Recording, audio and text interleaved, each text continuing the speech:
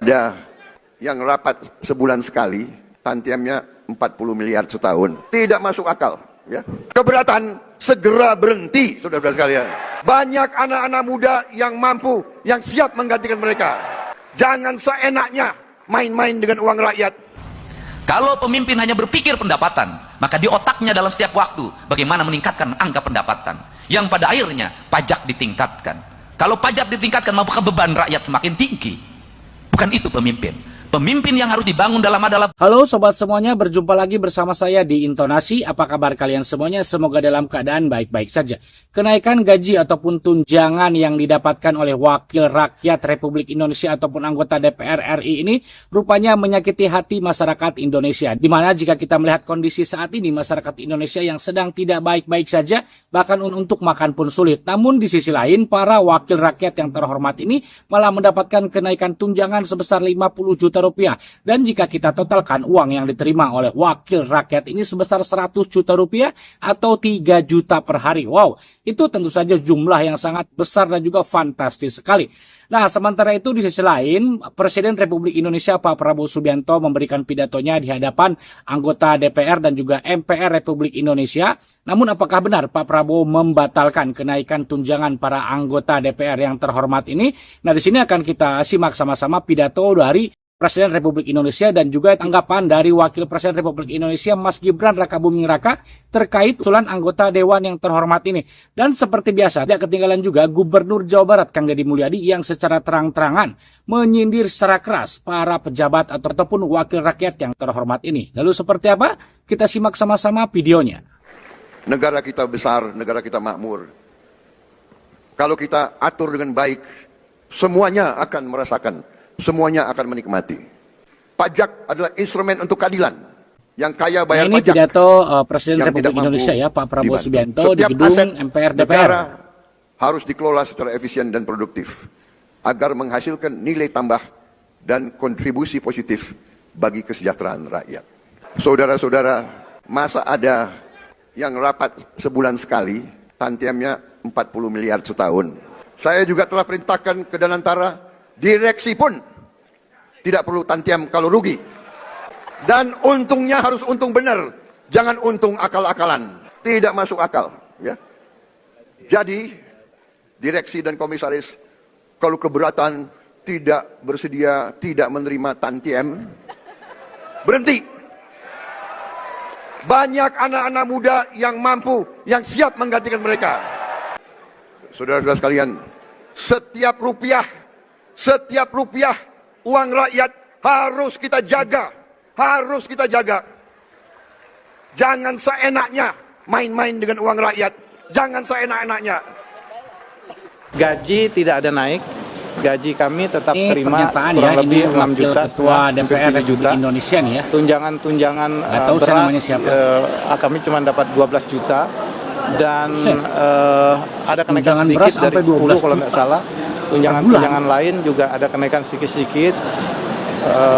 Bensin itu sekitar 7 juta yang tadinya kemarin sekitar 4 juta 5 juta sebulan, walaupun mobilitas daripada kawan-kawan Dewan lebih dari itu setiap bulannya.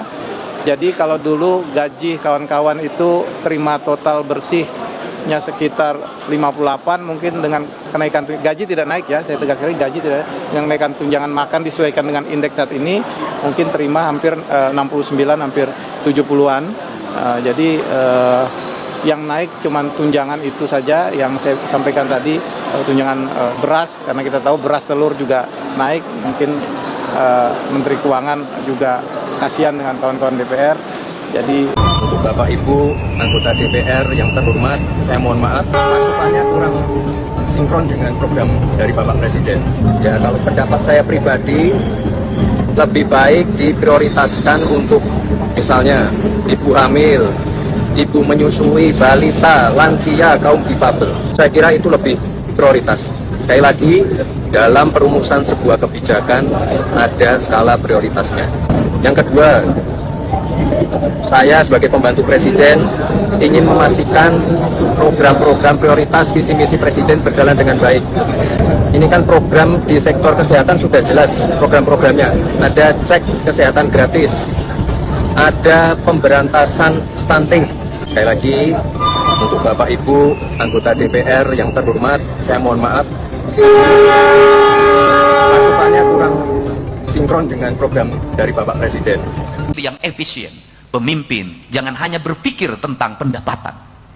Kalau pemimpin hanya berpikir pendapatan, maka di otaknya dalam setiap waktu bagaimana meningkatkan angka pendapatan, yang pada akhirnya pajak ditingkatkan. Kalau pajak ditingkatkan, maka beban rakyat semakin tinggi. Bukan itu pemimpin. Misalnya yang dinikmati oleh koruptor itu berapa? Walaupun mereka korupsi, tapi kita jangan sampai menzolimi orang. Kita ini penegakan hukum, penegakan hukum jangan harus dizolimi. sejujur-jujurnya dan harus zolimi rakyat. apa adanya. Jangan karena Waduh, ini tanda ini mukanya nih. Pak, koruptor itu harusnya dihukum. Ini kok malah jangan dizolimi katanya koruptor. Waduh. Harusnya dimiskinkan itu koruptor tuh. keinginan masyarakat. Mohon maaf dengan kata-kata ini, tapi ketika Anda mengatakan sebagai wakil rakyat, saya wakil rakyat, kami tidak pernah mewakilkan kepada Anda untuk berbuat tindakan-tindakan yang melanggar hukum, norma, dan etika. Semoga ini bukan hanya menjadi satu berita yang ramai dan selesai.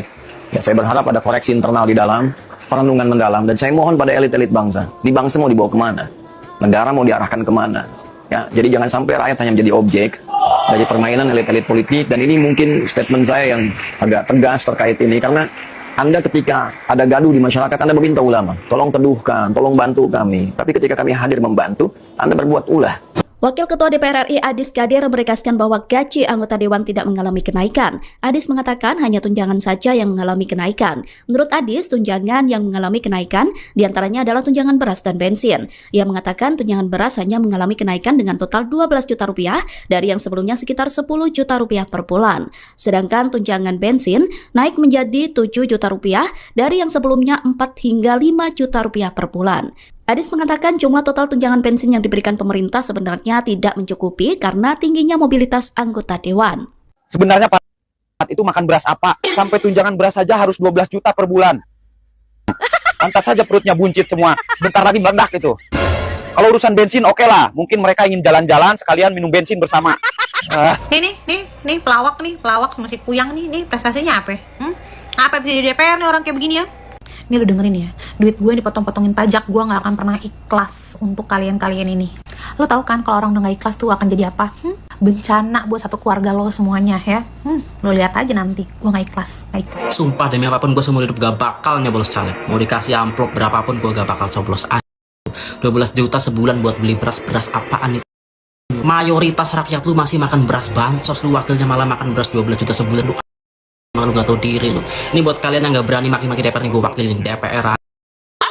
Tunjangan itu kan turun dan cairnya itu setiap bulan ya. Berarti kan punya jatah beras itu 12 juta setiap bulan gitu ya. Kalau menurut perhitungannya Jerome ya, 12 juta per bulan itu bisa mendapatkan beras 1 ton atau sama dengan 9 tahun. Anggota DPR emang keluarganya ada berapa ratus orang gitu sampai makanin beras 1 ton tuh per bulan. Anggota DPR tuh anggota keluarganya ada berapa? Tunjangan bensin 7 juta, walaupun mobilitas kawan-kawan dewan melebihi itu. Bagus lah tunjangan 7 juta. Tunjangan bensin aja udah gak masuk akal buat gua. Gaji yang tadinya terima bersih 58 juta, sekarang bisa mencapai hampir 70 juta. Kurang lu segitu. Masih butuh tunjangan rumah 50 juta juga.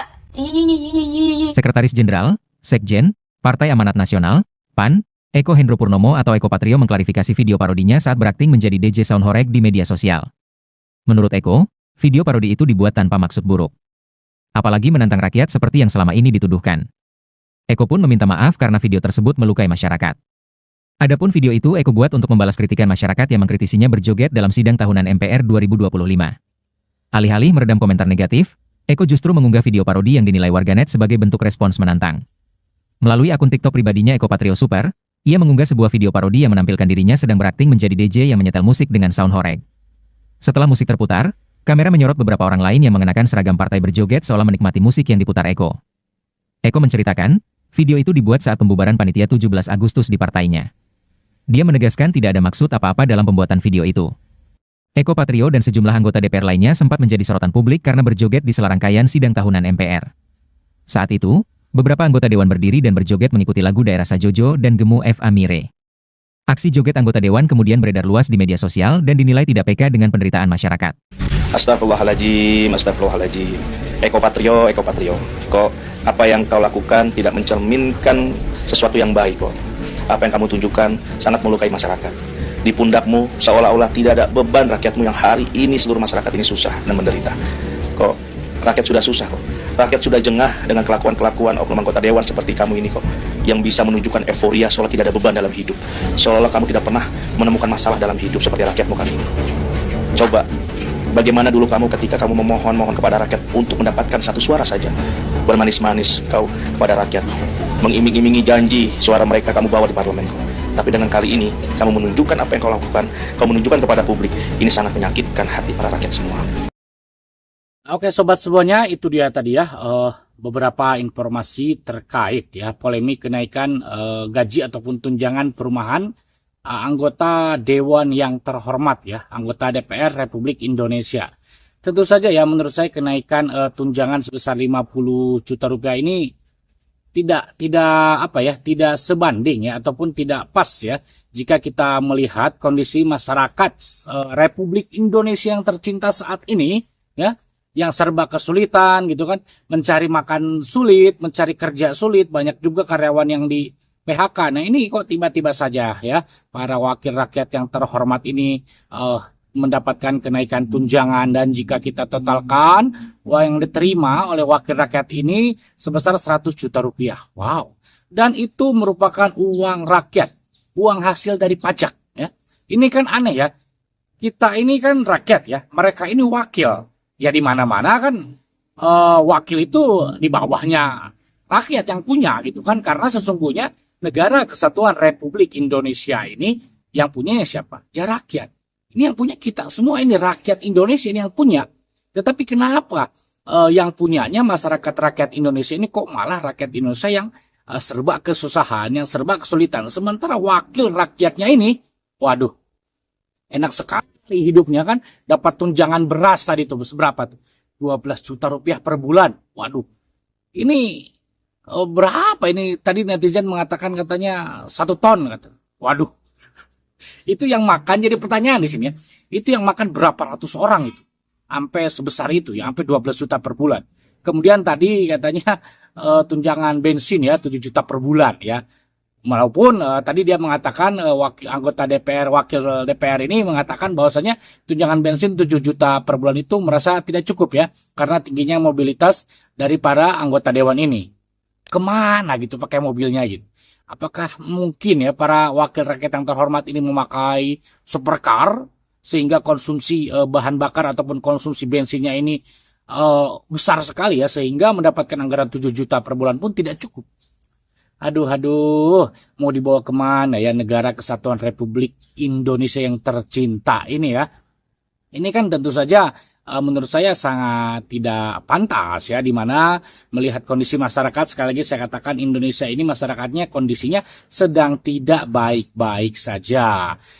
Namun semenjak polemik ya kenaikan tunjangan yang diterima oleh wakil rakyat ini, kemudian para wakil rakyat ini mengekspresikannya dengan berjoget di dalam gedung DPR ataupun MPR itu ya. Itu videonya sempat viral ya. Jadi pertanyaannya apakah pantas gitu kan? Mereka ini kan ditonton oleh seluruh rakyat Indonesia, bahkan bisa keluar dari Indonesia itu kan tayangannya. Tetapi kok mereka dengan tidak malunya gitu kan, asik-asiknya. Ya bisa dikatakan ini mereka ini menari di atas penderitaan rakyat gitu loh ya. Karena bagaimanapun juga tentu saja para wakil rakyat yang terhormat ini dipilih oleh rakyat. Nah tentu saja ini akan membuat rakyat kecewa, akan membuat rakyat marah, akan membuat rakyat sakit hati. Bagaimana tidak? Di saat rakyat pajaknya dinaikkan, ya apa-apa sekarang dipajakin, ya itu dipajakin, ini dipajakin, kemudian pajak yang ada dinaikkan, makin mencekek masyarakat Indonesia, makin mencekek rakyat. Sementara lapangan pekerjaan sulit, mencari kerja susah, untuk makan pun susah. Tetapi kita dipaksa untuk membayar pajak. Sementara di sisi lain, para wakil rakyat yang terhormat ini malah tunjangannya dinaik. Aduh, saya sendiri sebagai rakyat Indonesia ini merasa, mana sila kelima itu? Keadilan sosial bagi seluruh rakyat Indonesia ini di mana? Ya. Kita ini kan masih merayakan suasana merdeka ya, masih bulan Agustus. Kita ini merdeka gitu kan. Ya mungkin merdeka bagi para pejabat-pejabat, merdeka bagi para wakil rakyat. Bagi rakyatnya apanya yang merdeka gitu kan, apanya gitu yang merdeka. Nah, sementara itu ya, akibat joget-joget di dalam gedung ini akibat kenaikan gaji itu, namun yang disorot ini adalah Uya Kuya dan juga Eko Patrio ya, di mana Eko Patrio dihujat oleh beberapa netizen sehingga akhirnya dia meminta maaf ya. Tadi kita bisa mendengar beritanya bahwasanya Eko Patrio tidak tidak bermaksud untuk seperti itu. Ya iyalah, ini kok membuat rakyat marah gitu kan. Karena tidak pas ya, sekali lagi ini tentu saja kelakuan-kelakuan seperti ini sangat menyakiti, melukai masyarakat Indonesia gitu. Kita ini sedang kesusahan kok. Dia ini malah asik-asik berjoget di DPR dan juga di kantor PAN tuh ya memutar ya musik horeg tuh, sound horeg tuh ya, sehingga aduh ini tentu saja ya sehingga membuat netizen marah. Dan akhirnya menghujatlah Eko Patrio itu sehingga ia pun akhirnya meminta maaf. Namun Uya Kuya ini tidak ada tuh ya permintaan maaf dan sampai saat ini pun belum ada klarifikasi sepertinya ya. Hanya berseliweran bahwasannya ia mengaku artis katanya. DPR juga artis ya, artis tapi DPR katanya. Entahlah, gak paham saya apa yang dia ucapkan. Namun di sisi lain kita bisa mendengar tadi pidato dari Kang Deddy Mulyadi yang secara jelas, secara terang-terangan ini menyindir ya para pejabat, para anggota dewan, para wakil rakyat ini. Kang Deddy Mulyadi tadi mengatakan tidak ada pejabat yang sengsara. Betul. Tidak ada anggota dewan yang sengsara. Betul. Yang sengsara itu adalah rakyat. Ya betul sekali gitu kan. Karena tentu saja anggota dewan yang terhormat ini mendapatkan gaji ataupun tunjangan maupun fasilitas-fasilitas yang mereka nikmati. Gaji yang mereka dapatkan itu kan dari hasil rakyat, dari hasil pajak. Ya seharusnya mereka juga menyaingi rakyat dong ya. Jangan ketika mereka ini sedang ada pemilihan dewan ya, biasanya kampanye itu kan mereka baik, mendatangi masyarakat, mendatangi masjid, nyumbang ke masjid, membangun masjid, membangun jalan. Tetapi ketika udah jadi mereka ini menjadi anggota DPR RI ataupun DPRD, rata-rata mereka lupa. Memang tidak semuanya, tetapi ya kebanyakan mereka ini lupa ya. Aduh, saya juga bingung ya harus ngomong apa lagi terkait ya kelakuan para wakil rakyat di Senayan ini ya. Aduh, memang kalau kita bisa melihat ya bahwasanya kondisi masyarakat Indonesia saat ini yang serba kesulitan, serba kesusahan, tidak ada itu yang setuju ya. Bahkan beberapa undang-undang, salah satunya itu undang-undang perampasan aset terhadap para koruptor itu yang sudah dirancang, dirumuskan di beberapa tahun yang lalu ini, sampai sekarang pun belum ada tindak lanjutnya. Sampai sekarang pun belum disahkan. Sampai sekarang pun belum diketok palu. Tetapi ketika mereka mendapatkan tunjangan yang besar gitu kan, cepat sekali ngetok palunya. Cepat sekali disahkannya ya. Apalagi tadi ada tuh siapa tuh? Anggota dewan tuh siapa tadi yang katanya koruptor jangan zalimi lah. Ini lucu, menurut saya lucu gitu. Koruptor jangan dizalimi, jangan menzalimi koruptor lah. Koruptor kok dia sendiri ya. Koruptor itu kan menzalimi rakyat ya, memakan uang rakyat gitu kan. Negara ini tidak maju-maju ya karena koruptor-koruptor seperti itu gitu kan. Ini kok malah mengatakan hal-hal yang lucu seperti itu. Menurut saya lucu ini. Saya nggak tahu namanya tadi siapa itu ya. Kalau tandai aja mukanya tuh, jangan dipilih lagi ya di periode selanjutnya ini ya. Nah, jika kita melihat juga pidato dari Presiden Republik Indonesia Pak Prabowo Subianto, jangan main-main dengan uang rakyat ya. Memang ya, menurut saya pribadi pun Presiden Prabowo Subianto ini sangat tegas ya dalam mengelola negara ini, sangat bijak sekali dan sangat berani sekali. Tetapi ya, negara Indonesia ini mau siapapun presidennya, mau siapapun pimpinannya, jika para wakil rakyat kita masih saja kelakuannya seperti ini, tidak akan maju-maju. Tidak akan ada perubahan. Karena kenapa? Kekuasaan sepenuhnya sebenarnya ada di DPR, Dewan Perwakilan Rakyat. Ada di MPR gitu kan. Sehingga presiden pun ya mungkin terbatas gitu loh. Ya. Karena tentu saja contohnya seperti ini misalnya. Kenaikan tunjangan ataupun kenaikan gaji ataupun kenaikan masalah fasilitas lainnya yang dinikmati oleh anggota Dewan ini. Ya mereka-mereka juga gitu loh yang mengesahkan, yang menyetujui, yang merancang, yang mengusulkannya juga. Jadi tentu saja presiden tidak terlalu tidak terlalu memiliki dan tidak bisa lah. Presiden itu tidak bisa membubarkan DPR ataupun MPR ya kecuali Presiden Soekarno. Jika kita melihat ya, pada saat itu Presiden Soekarno berhasil membubarkan Dewan Perwakilan Rakyat dan juga MPR. Namun ketika kita melihat pada saat kepemimpinan pada saat Presiden Abdurrahman Wahid ataupun Gus Dur itu ya, yang secara terang-terangan ia mau membubarkan ataupun membekukan DPR maupun MPR ini, tidak bisa ya. Dia malah dimakjulkan, malah dilengserkan oleh MPR ataupun DPR ini. Nah, jadi kekuasaan presiden tentu saja terbatas. Sekali lagi, siapapun presidennya di negeri ini, jika wakil rakyatnya masih itu juga dan masih kelakuannya seperti ini, sepertinya kecil kemungkinan ya negara kita ini makmur, negara kita ini sejahtera. Itu kecil kemungkinan ya. Walaupun memang Presiden Prabowo mencanangkan katanya 2025 Indonesia emas. Tetapi jika kita melihat kelakuan para wakil rakyat seperti ini, apakah bisa? Apakah mampu 2025 kita menuju generasi emas, menuju Indonesia emas? Saya rasa tidak. Kecil kemungkinan, 0. Ya 0 kecil, bukan 0 besar gitu. Nah sobat semuanya, bagaimana nih menurut sobat semuanya terkait kenaikan tunjangan ataupun gaji yang diterima oleh anggota dewan yang terhormat ini sebesar 50 juta rupiah, dan jika kita totalkan uang yang diterima oleh para wakil rakyat ini sebesar 100 juta rupiah. Itu uang yang besar sekali. Jika punya pendapat silahkan tulis di kolom komentar ya. Saya lupa. Bahkan ya saking jengkelnya, saking sakit hatinya masyarakat Indonesia ini sampai muncul tagar bubarkan DPR. Bubarkan DPR, sehingga kemarin itu tanggal 25 Agustus kemarin ada demo besar-besaran ya. Ada demo, nah itu sekedar informasi seperti itu ya. Ini saking rakyat ini kecewa sehingga bubarkan saja DPR. Udah tidak percaya lagi masyarakat ini terhadap wakilnya di Senayan ini ya. Nah, jika punya pendapat silahkan tulis di kolom komentar ya. Terima kasih sudah menonton, semoga sehat selalu dan sampai jumpa lagi di video selanjutnya. Wassalamualaikum warahmatullahi wabarakatuh. Sampurasun.